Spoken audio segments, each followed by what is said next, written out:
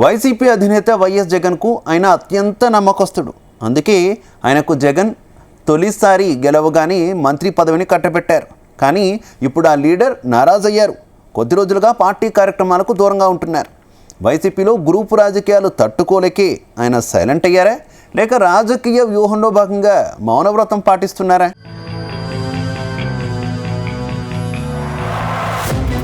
గత అసెంబ్లీ ఎన్నికల్లో శ్రీకాకుళం జిల్లాలో వైసీపీ క్లీన్ స్వీప్ అయ్యింది. అక్కడ ఒక్కరంటే ఒక్కరు కూడా వైసీపీ లీడర్లు గెలవలేదు. కూటమి పార్టీల దెబ్బకు కీలక నేతలంతా తుడిచిపెట్టుకుపోయారు. అయితే ఎన్నికల్లో ఓటమి తర్వాత కొందరు లీడర్లు పార్టీ మారితే మరికొందరు లీడర్లు సైలెంట్ అయిపోయారు. ఈ నేపథ్యంలో పార్టీకి జరుగుతున్న డ్యామేజీని గుర్తించిన వైఎస్ జగన్ పార్టీ నేతలతో సమావేశం నిర్వహించారు. ఒక్క ఓటమితో కుంగిపోవద్దని, వచ్చే ఎన్నికల్లో తిరిగి అధికారం చేపట్టబోయేది తామేనంటూ పార్టీ నేతలకు భరోసా ఇచ్చే ప్రయత్నం చేశారు.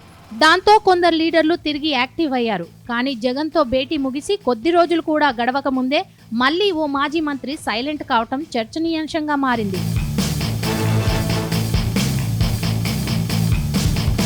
ఇక 2019 అసెంబ్లీ ఎన్నికల్లో పలాస నుంచి తొలిసారి ఎమ్మెల్యేగా గెలిచారు సీదిరి అప్పలరాజు. ఆ తర్వాత జగన్ కేబినెట్ లో మంత్రిగాను సేవలందించారు. తొలిసారి గెలవటంతో మంత్రి పదవి దక్కిన లీడర్ గా అప్పట్లో అప్పలరాజు రికార్డు సృష్టించారు. అయితే మంత్రిగా ఉన్న సమయంలో పలాసలో సీదిరి అప్పలరాజు చెప్పిందే వేదంలా నడిచింది. అధికారులు సైతం మంత్రి గారి మాటలను జవదాటకుండా చూసుకున్నారు. ఒకానొక దశలో ప్రతిపక్ష పార్టీ నేతగా ఉన్న గౌతు శిరీషను కూడా తీవ్ర ఇబ్బందులకు గురి చేశారన్న విమర్శలు ఎదుర్కొన్నారు. అప్పట్లో గౌతు శిరీషపై అక్రమంగా కేసులు పెట్టి ఇబ్బందులకు గురి చేశారన్న ఆరోపణలున్నాయి. అయితే 5 ఏళ్ల తర్వాత పలాసలో రాజకీయాలు పూర్తిగా మారిపోయాయి. మొన్న జరిగిన అసెంబ్లీ ఎన్నికల్లో వైసీపీ సర్కార్ అధికారం కోల్పోవడం, రాష్ట్రంలో కూటమి సర్కార్ అధికారంలోకి వచ్చింది. దాంతో TDP MLA Gouthu Sirisha speed పెంచేశారు. దాంతో ఆమెను రాజకీయంగా ఎదుర్కొంటారని భావించిన సొంత పార్టీ లీడర్లకు ఆయన అందుబాటులో లేకుండా పోయారనే ప్రచారం జరుగుతోంది.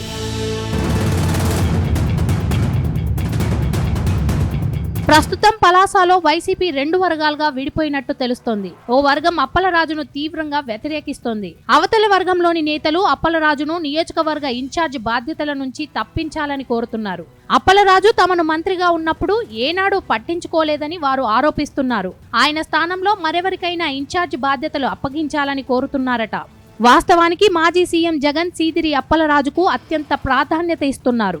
సీదిరి కూడా అధిష్టానం నిర్ణయాలను తూచా తప్పకుండా పాటిస్తూ వస్తున్నారు. ఈ నేపథ్యంలో సీదిరి విషయంలో జగన్ ఎలాంటి నిర్ణయం తీసుకుంటున్నారనేది ఇప్పుడు హాట్ టాపిక్ గా మారింది.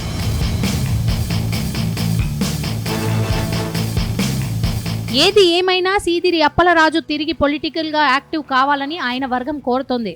మరో వర్గం మాత్రం సీదిరిని పలాస నుంచి తప్పించాలని డిమాండ్ చేస్తోంది.